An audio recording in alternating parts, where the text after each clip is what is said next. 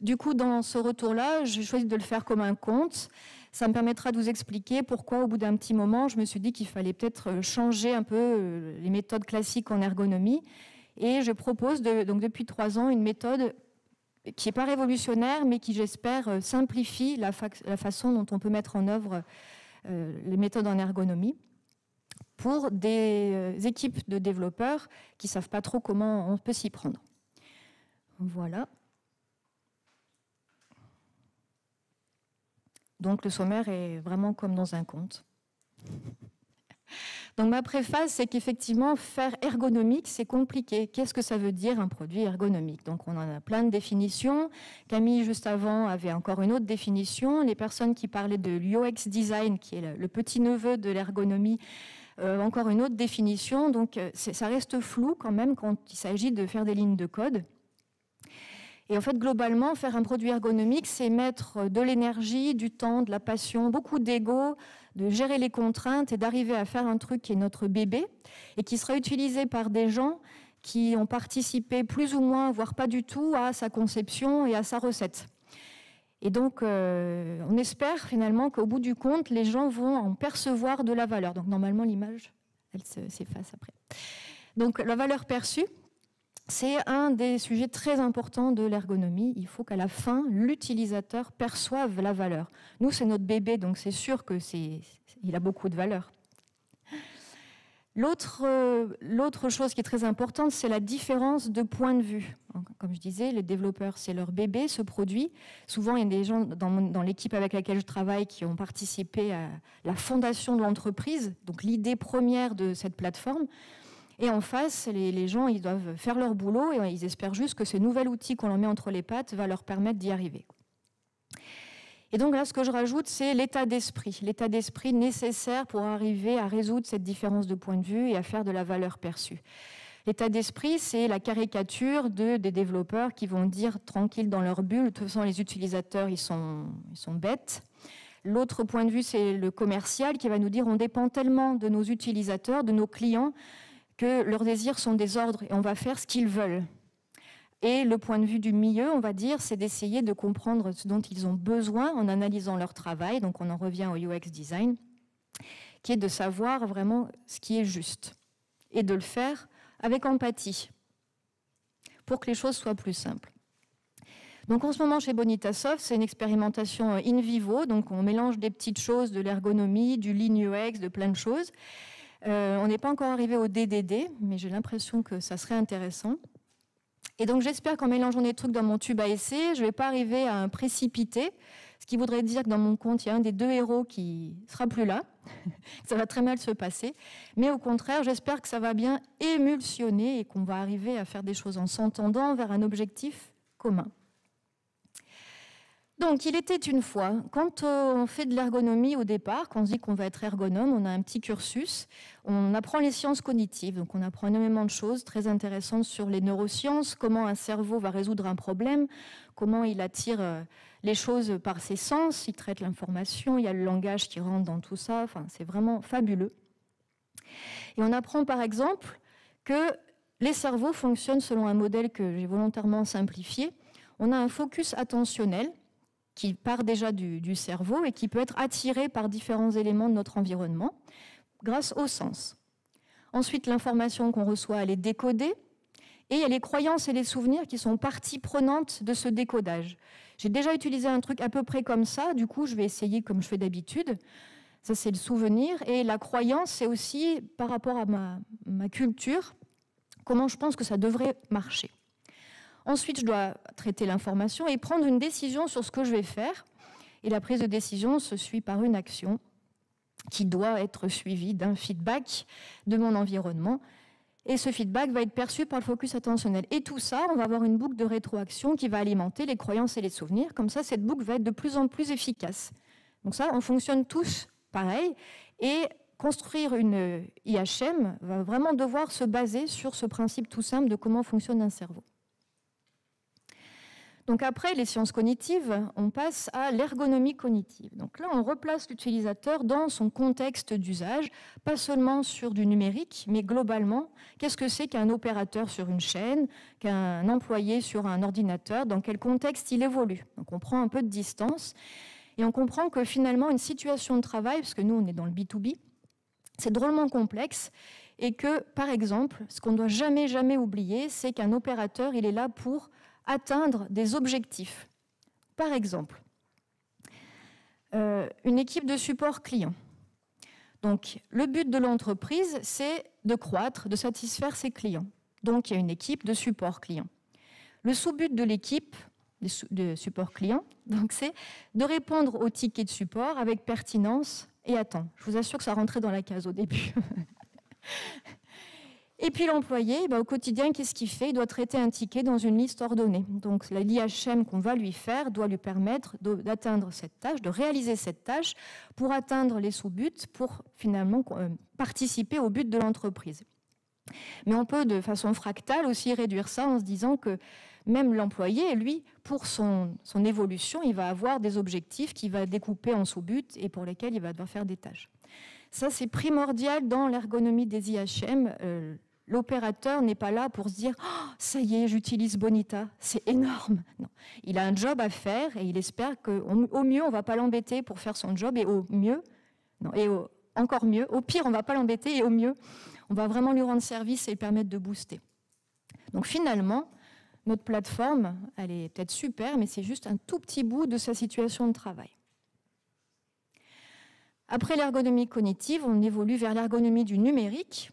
Et là encore, donc, le principe fondamental, la différence de point de vue. Celui qui code n'est pas celui qui utilise. Donc dès qu'on se dit qu'on va coder pour autrui, il faut s'intéresser à l'expérience de notre utilisateur.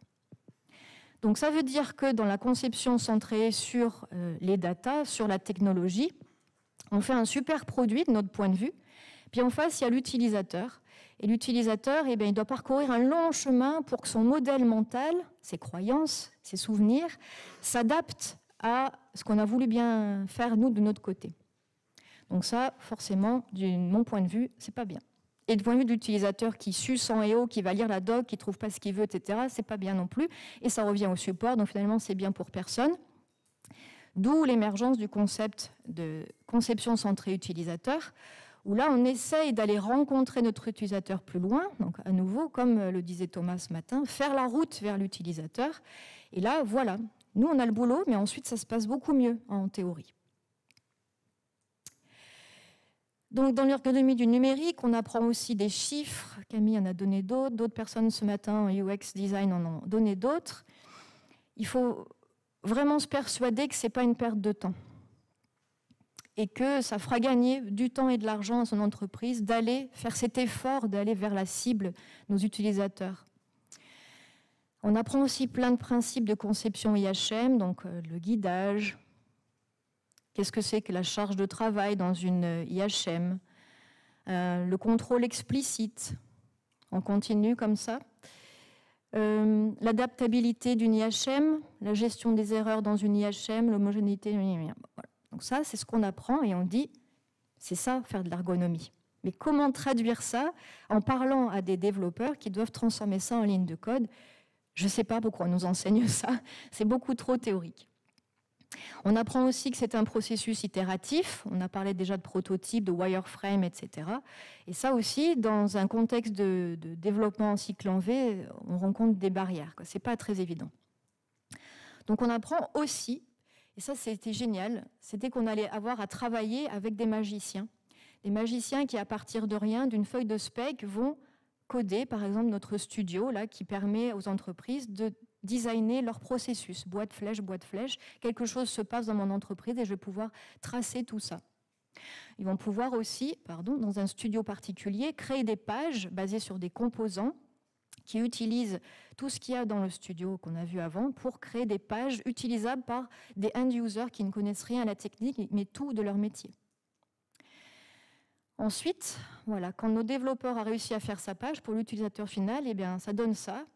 Et franchement, c'est magique. Pour moi, ça a toujours été magique.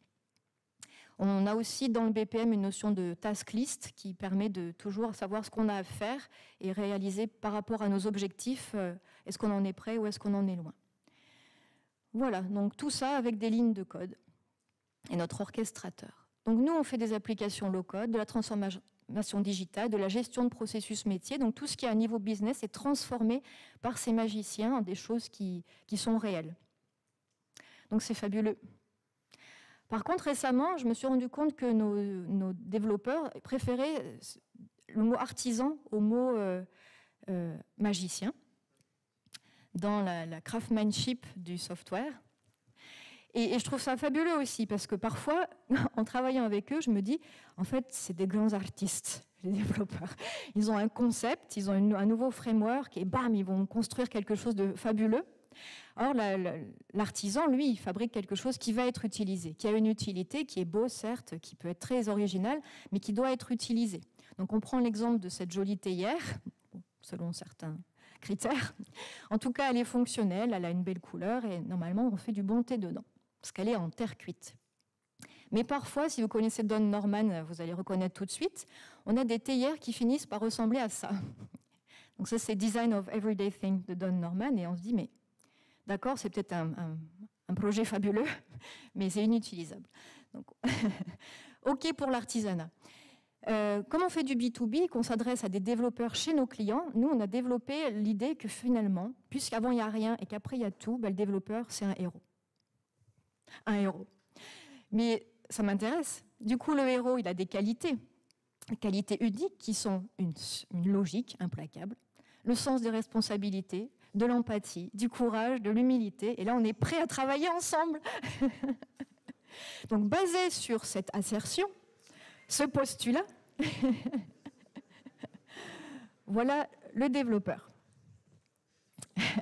Et c'est là que ça commence. Rentrer dans le monde du travail pour l'ergonome avec le développeur héros. Donc quand j'arrive dans la SS2I, voilà comment je me sens. Tout va bien se passer. Un an après, avoir travaillé avec les développeurs .NET pour lesquels on essaie de s'intégrer dans des projets pour les clients, voilà comment ça ressent. On a un petit précipité quand même. En fait, l'ergonomie, ils la mettent en général en option à la fin de leur réponse à appel d'offres en disant « Et monsieur le client, si vous voulez, on peut en plus vous le faire ergonomique. » Mais bon, nos développeurs ont du bon sens, ça devrait bien se passer quoi qu'il en soit. Du coup, on se rend compte que peut-être ils font des ligues, les développeurs, ils travaillent bien ensemble, mais en fait, eux, ils n'ont pas été élevés comme nous. Pour eux, un développeur, c'est autosuffisant. On ne les a pas bercés avec l'idée qu'ils allaient travailler avec des super ergonomes, qu'ils allaient les rapprocher de leurs utilisateurs. Non. C'est monodirectionnel. Donc les lieux communs de l'ergonomie, comment j'ai compris que c'était compris, c'est que tout le monde a du bon sens. Finalement, l'ergonomie, c'est du bon sens. L'expérience utilisateur, c'est un vernis optionnel à poser sur les vraies fondations techniques, technologiques.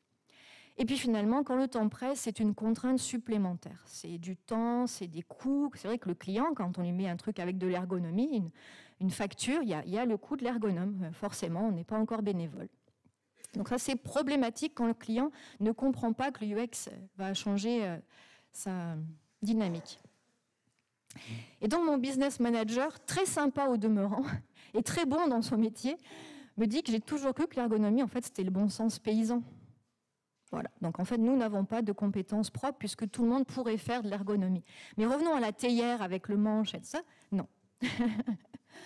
Donc on n'y va, pas d'ergonome, pas d'interaction avec les utilisateurs, on fait des specs, on vérifie que techniquement on maîtrise, on se rassure sur la technique, on fait une version alpha, une bêta qui est grossièrement débuggée, et on fait une version qui est testée end-to-end techniquement, et voilà. Je caricature, hein. Mais j'ai vécu ça. Donc on a beaucoup à refaire alors qu'on est déjà sur un autre projet, qu'il faut négocier un avenant avec le client maintenant parce que ça ne lui convient pas, alors pourtant on lui avait dit qu'on ferait un truc utilisable, etc. C'est compliqué. Donc, ok, l'ergonomie c'est un boulot à part entière, c'est un vernis qui n'est pas optionnel mais qui est nécessaire. Donc on y va, on dit monsieur l'ergonome, monsieur le client, on va vous vendre un petit vernis ergonomique à la fin. C'est toujours une contrainte mais on vous la fait à pas cher. Donc, on prend un consultant en ergonomie en dernier recours. Et c'est ce qui s'est passé quand je suis arrivée chez Bonitasoft. Donc, il y avait toujours les specs d'époque, les alphas, et à la fin, on dit est-ce que c'est ergonomique? Alors, bon, c'est tout fini. Est-ce que c'est user-friendly et est-ce que c'est sexy? Donc moi, je suis arrivée chez Bonita, j'ai fait mon petit audit ergonomique. J'ai fait mes 200 lignes avec mes risques qui étaient classés de là, l'utilisateur, c'est pas du tout ce qu'il faut faire, même avec la doc, laisse tomber. Ou là, il y a une petite faute d'orthographe, c'est 3 fois rien, risque 0, mais peut-être tu devrais quand même t'y pencher dessus, ça fait plus sérieux, quoi. Et là, on m'a dit, ça va pas, non. Mais qu'est-ce que tu veux qu'on foute avec ce fichier de 200 lignes où on ne sait même pas par quel bout le prendre, on n'a plus le temps, il faut sortir le truc et tout. Donc bon, globalement, rien n'est fait. C'est trop tard. Et en plus, tout le monde maudit le coupable qui fait que la version va sortir et on sait tous qu'on va se prendre un mur et c'est de ta faute parce que c'est toi qui nous l'as dit. Bon, ok, donc c'est un boulot à part entière, c'est une composante nécessaire et elle doit être intégrée si on veut que ça fonctionne. Bon, c'est toujours une contrainte, etc. Donc j'arrive chez Bonita Soft. Là, j'ai pris un peu d'âge, hein. J'ai un peu vécu. Je savais que chez Bonita Soft, il y avait des héros. Ce sont mes vrais collègues qui ont participé à une compétition d'aviron. Et donc, j'étais prête. Au 30e jour, bim, voilà, le coup du fichier d'audit qui est rejeté, on ne va rien en faire, laisse tomber. Bon, la R&D, déjà, pas très cool, hein. En fait, ce qui s'est passé, c'est que je suis arrivée dans un contexte où on avait 1 an de retard sur la sortie de notre version 6.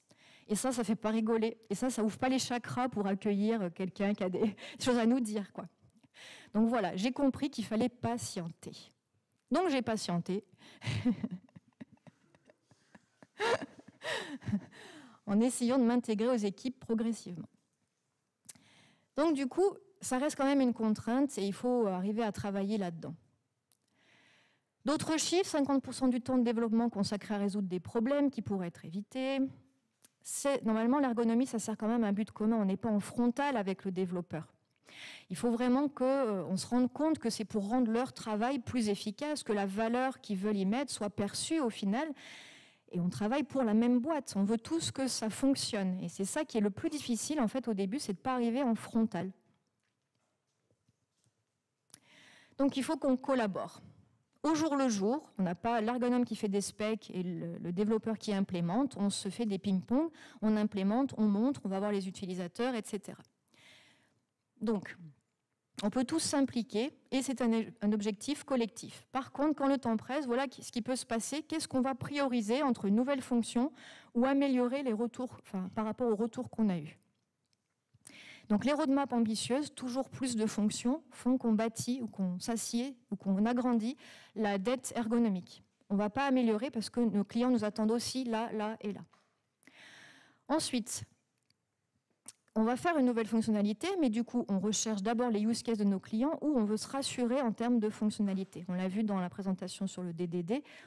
Souvent, on se précipite sur comment, avec un titre comme ça de fonction, on dit qu'on va la réaliser techniquement, est-ce qu'on a les bonnes briques, etc. Du coup, se rassurer sur la faisabilité ne rassure pas du tout sur la valeur et on ne prend pas le chemin immédiatement sympathique.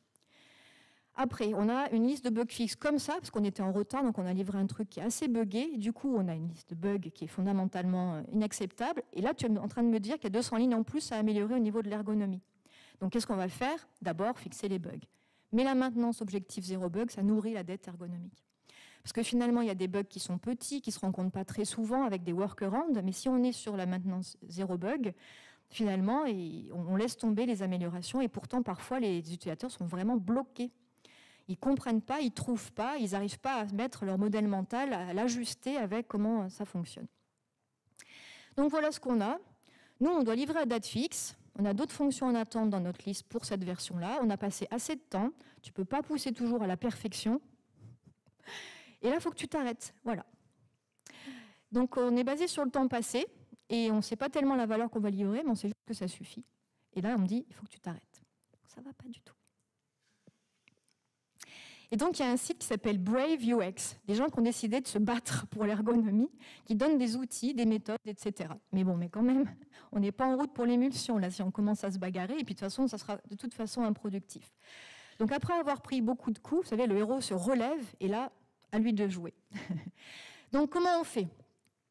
Il faut déjà savoir pour qui on va faire cette plateforme. Donc on identifie ce qu'on appelle des personas, on lance une vaste campagne de connaissance de nos clients et de nos prospects. Et donc toujours sur le modèle Lego, ça nous va bien. On a Dave, notre back-end développeur, Fred, notre front-end développeur, et Sam, notre système admin. Et on va commencer à les connaître un peu mieux dans leurs compétences, qu'est-ce qu'ils utilisent de notre plateforme, quels sont leurs rôles et leurs objectifs dans un projet de mise en place du BPM, Business Process Management. Et en se disant qu'on les a toujours à côté de nous pour regarder un peu ce qu'ils savent maîtriser ou pas, on ne va pas leur proposer de faire du JPQL si finalement ils sont vraiment forts en SQL, parce que le JPQL est peut-être super bon pour faire certaines requêtes, mais peut-être que le SQL pourrait suffire et ne pas les contraindre à apprendre un nouveau langage, tout simplement. Pour simplifier, sur cette équipe héroïque, une fois qu'on sait pour qui on doit développer, il faut arriver à bâtir ce collectif, un objectif et recueillir des données. Sinon, on continue à discuter. L'ergonomie, ça peut aller effectivement jusqu'à une idée de perfection pour l'utilisateur et tout. On n'a pas le temps de faire la perfection. Qu'est-ce qui est suffisamment bon? Il faut le récolter des données pour en apercevoir et pour savoir. Et il faut se donner un seuil. Un seuil de c'est suffisant pour l'utilisateur, on a passé assez de temps, ou alors c'est pas cuit, il faut reprendre. Donc c'est pour ça qu'avec ce seuil, on arrive à la notion de booléen. Et vraiment, c'est les premiers pas dans l'ergonomie. Pour bâtir un collectif, c'est clair, il faut qu'on sache qu'on va dans le même but. Et franchement, au début, ce n'était pas gagné, mais j'avoue que les bières en afterwork, ça sert aussi à construire le collectif. Je vois que ça fait réagir. Ça s'est bien passé. L'objectif est clair et non négociable, c'est que l'utilisateur, avec les cas d'usage qu'on lui donne, doit être mis à succès. On les connaît, nos utilisateurs, on sait ce qu'ils doivent faire en arrivant à cette nouvelle fonctionnalité. Et donc, ils doivent y arriver. Que ça leur prenne du temps, qu'ils passent par la doc, etc. Dans un premier temps, ils doivent juste être mis à succès avec les ressources qu'on leur donne. C'est ça mon seuil. Ils y sont arrivés, on leur a rien dit, on leur a donné la souris et ça a marché. Donc, on ne vise pas l'IHM parfaite, mais on a validé que ça fonctionnait. Et les données du terrain, du coup, c'est la collection de données d'utilisation qui est la seule façon d'objectiver et on arrête de discuter sur comment d'autres auraient pu faire ou d'autres auraient pu percevoir le truc.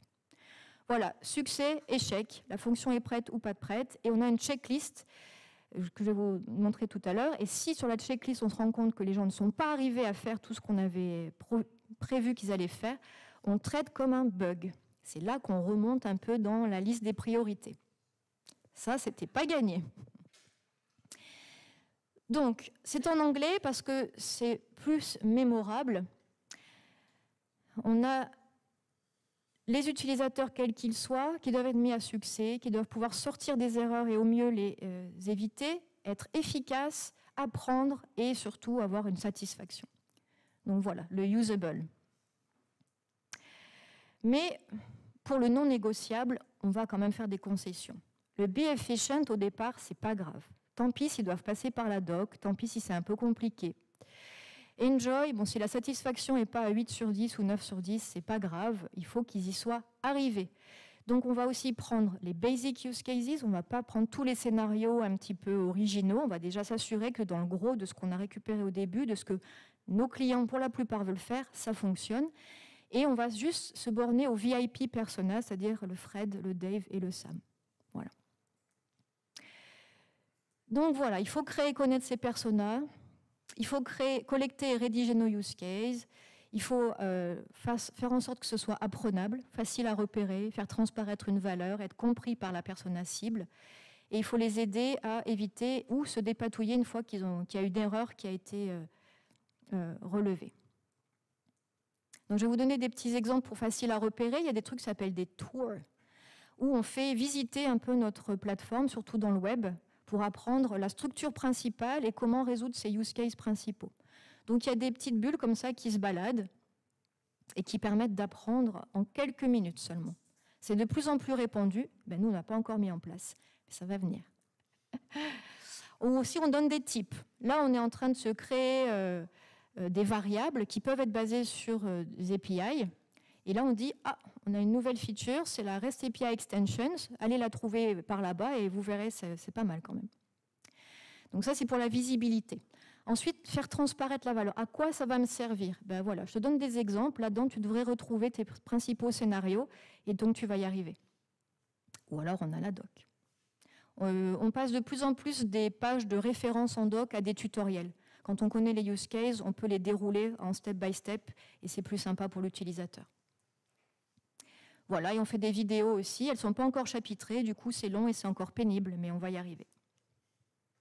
Être compris par la persona cible, ça veut dire quoi? Ça veut dire essayer de parler le même langage et de donner des aides contextuelles, parce qu'on manipule quand même des concepts que nous on appelle comme ça, que peut-être ils appellent autrement. On ne travaille pas avec un seul client. Toutes les entreprises peuvent modéliser leur processus et faire des applications basées sur leur exécution. Du coup, ce n'est pas évident d'avoir un vocabulaire commun pour tous les domaines d'activité. Donc on en a choisi un et on l'explique. Donc au début, les gens ne disent jamais ça, hein, mais une fois qu'ils se sont plantés et que ça ne marche pas, ben, oh, c'est juste là, il n'y a pas besoin d'aller dans la doc. Voilà, on m'appelle Madame Tooltip maintenant dans la boîte, c'est vrai que moi j'aime bien. Un header, c'est quoi? Ou un content, c'est quoi? Qu'est-ce qu'on appelle content? Bon, ben, on te le dit en 2 lignes. Ou alors on a de l'aide embarquée. Donc ça, c'est aussi une mesure d'extrême urgence, d'extrême nécessité quand on s'est perdu. On va pouvoir prendre du temps pour essayer de recomprendre tous les concepts. Ensuite, avoid and recover from error. Placer les éléments de guidage. Donc le guidage, c'est par exemple informer sur un format.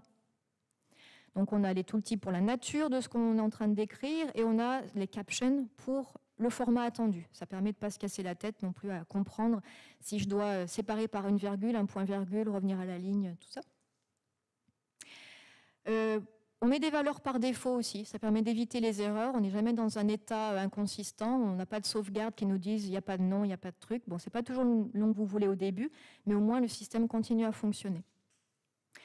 Et on fait aussi du refactoring. Si vous supprimez ou si vous modifiez une variable qui est utilisée à plein d'endroits, on vous indique, grâce à Eclipse, où c'est utilisé et comment les modifier. Pour éviter les erreurs, on met des warnings aussi. Donc, pour l'instant, ça va, vous pouvez sauver sans. Mais à un moment, quand vous voudrez vraiment que ça tourne, il faudra penser à faire ça. Là, on définit une tâche humaine. Pour l'instant, il n'y a pas de formulaire. Or, dans le BPM, il y a toujours un formulaire associé à une tâche humaine. Et là aussi, on fait des warnings. Donc, vous êtes en train de sauver un truc. Dans la base de données, ça va causer des problèmes. Vous feriez mieux de cleaner votre base de données avant de sauvegarder. Alors ça, maintenant, chez nous, on appelle ça un pâté. Je suis l'auteur de ce pâté. J'ai honte. En fait, on a voulu tellement guider qu'on en a trop fait et les gens, ils font « allez, ok ». Et je l'aurais fait aussi, finalement. Donc, on a mis en place autre chose où on donne l'information principale, puis on met un petit triangle de expand et on écrit « more details ». Donc là, on n'a pas le pâté en pleine tête tout de suite, mais ça devient ludique. « More details », je vais aller voir. Et les gens, 100% du temps, cliquent sur More Details pour lire le reste de mon pâté. On vous a eu. Focus attentionnel. Voilà un autre type de warning. Ensuite, feedback. Vous avez dit delete. Alors attention, parce que si vous deletez, ça va vous prendre beaucoup plus de temps pour le refaire si vous ne vouliez pas en fait deliter. Donc est-ce que vous voulez vraiment? On ne fait pas toujours ça quand on delete une ligne dans un tableau. Ça, c'est pénible au bout d'un moment. Mais quand on delete tout le tableau, là, c'est vachement intéressant au cas où on a un peu fait de la moufle sur le clavier.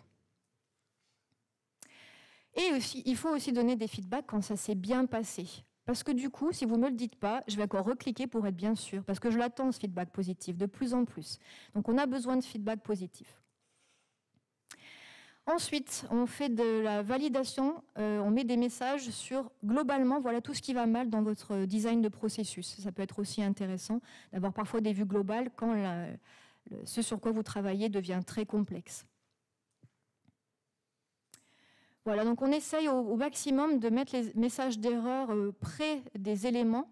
Là, on commence avec une majuscule, on vous dit non, non. Mais parfois, heureusement qu'il y a la couleur rouge, et du coup, c'est pas très bien de coder que sur une couleur, pour les daltoniens, mais on arrive à attirer le regard. En fait, globalement, il vaudrait mieux qu'ici, on mette une petite croix rouge, ici, pour attirer le regard sur il y a un problème. Ah oui, ça a changé, qu'est-ce qui s'est passé? Toujours attraper l'attention sur ce qui pourrait mal se passer.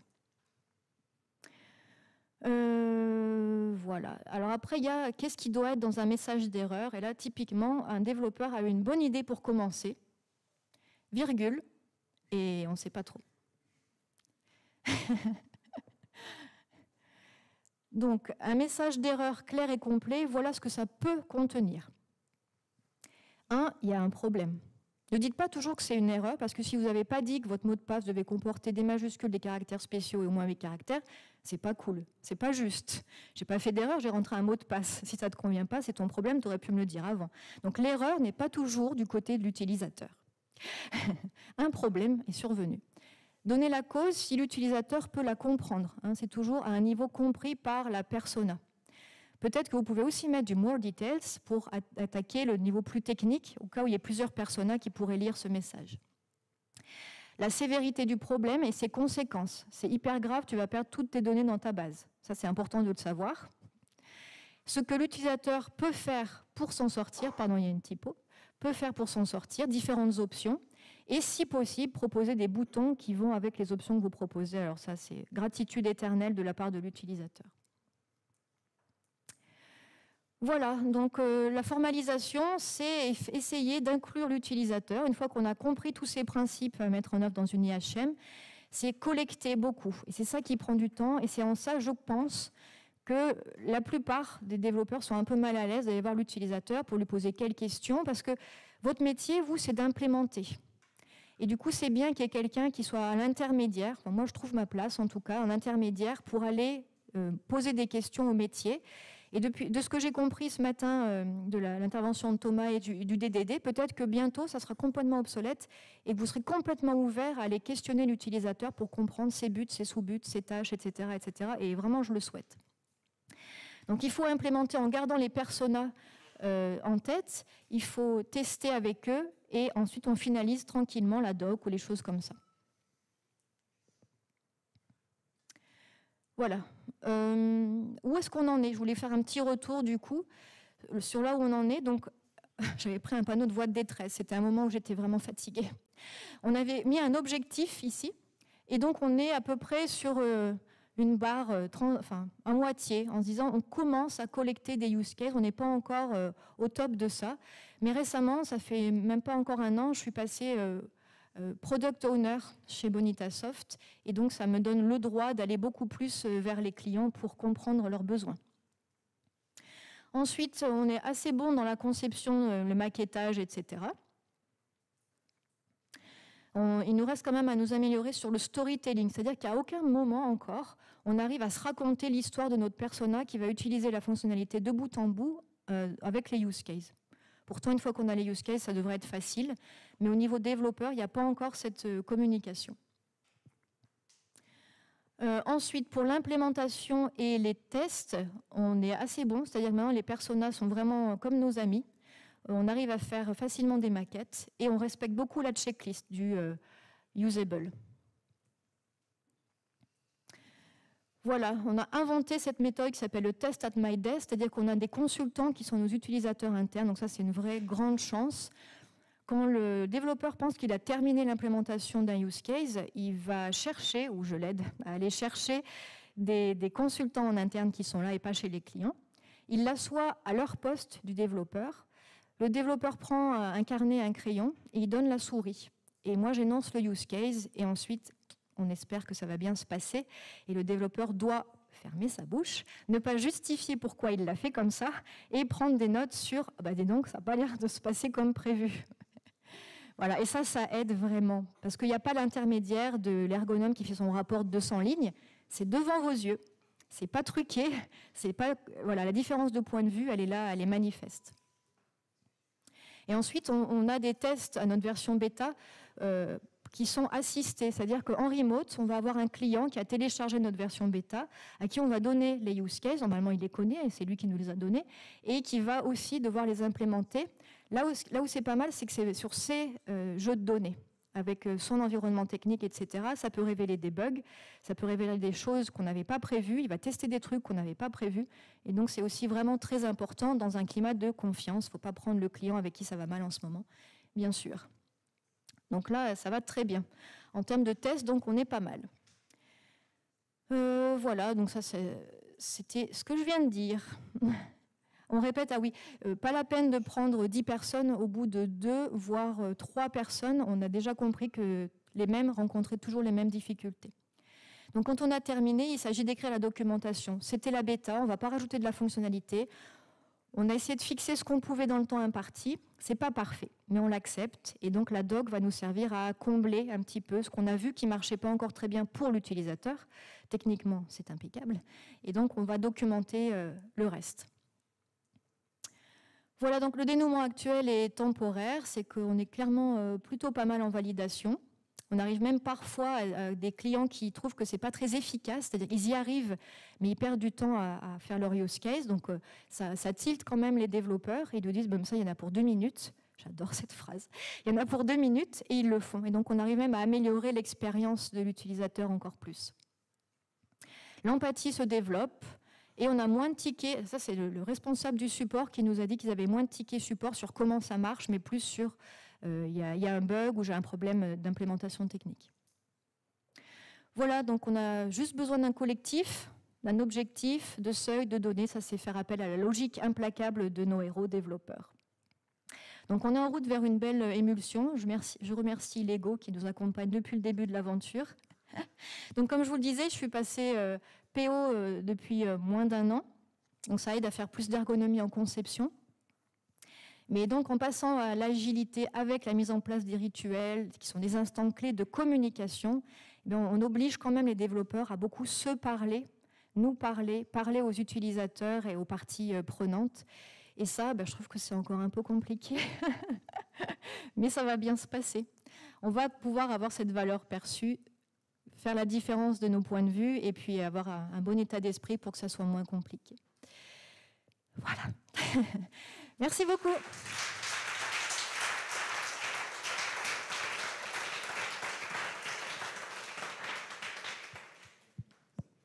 Cinq minutes de questions, si vous voulez.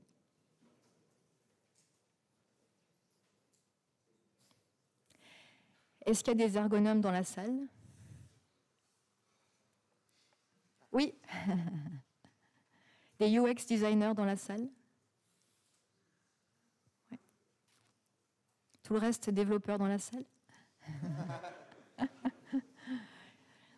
J'espère que vous n'êtes pas choqués. J'ai menti sur rien du tout.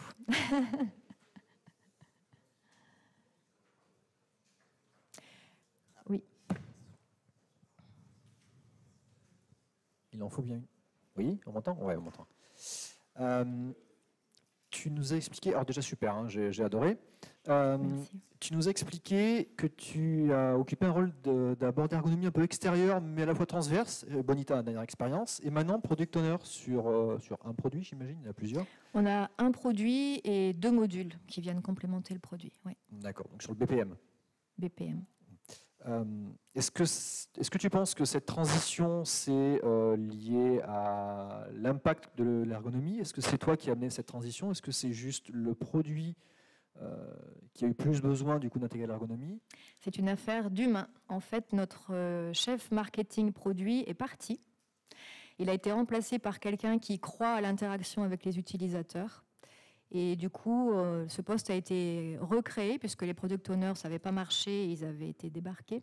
Donc on a un nouveau rôle de product owner avec plus d'ouverture sur le client. Donc c'est avant tout de l'humain qui a fait que ça a fonctionné. Et moi, je suis hyper contente parce que l'ergonomie, c'est quand même quelque chose qui est un peu vieillissant, même si ce n'est pas encore tout à fait intégré. On parle de UX design, on parle de méthode agile, de DDD, etc. Et du coup, devenir product owner, mais avec ce bagage de l'ergonomie, j'espère que ça va être vraiment une force dans l'approche qu'on va avoir. Et puis maintenant qu'avec les développeurs, ça se passe bien, j'espère que ce PO, il va rester. Merci. Ouais.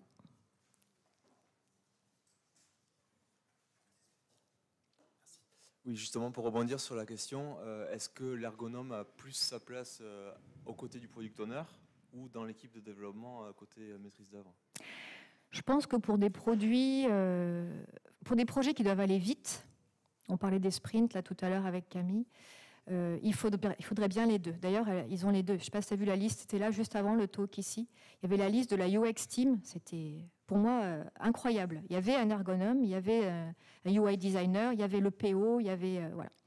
Donc je pense que quand les projets doivent aller vite, il faut beaucoup de ressources et l'ergonome apporte un point de vue, le UI designer d'autres. Et le PO va vraiment faire ce lien avec l'utilisateur final dans la conception, prendre vraiment le temps, parce que ça prend du temps, de comprendre les use cases, le vrai besoin, pas la solution, le vrai besoin. Voilà. Moi, j'essaie de faire les deux. Écoute, on va voir.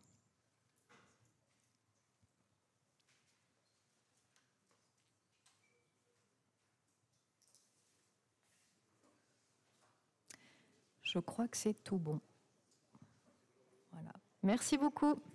N'oubliez pas les gommettes.